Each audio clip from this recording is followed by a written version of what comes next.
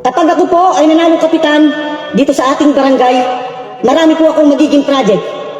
Ang kauna-unahan ko pong magiging project, ipapagawa ko po ang bahay ko. Bakit kanyo? Para naman kapag binisita nyo ko sa aming tahanan, ay maganda at presentable. Hindi po ba?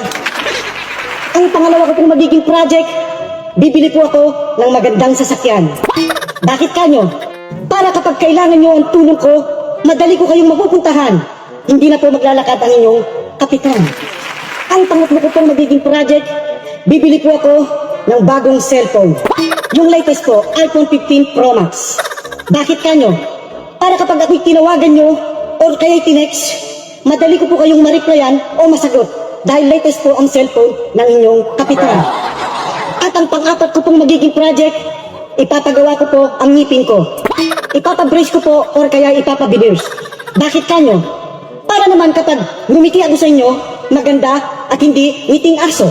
Kaya sa darating na halalan, huwag niyo pong kalilimutan.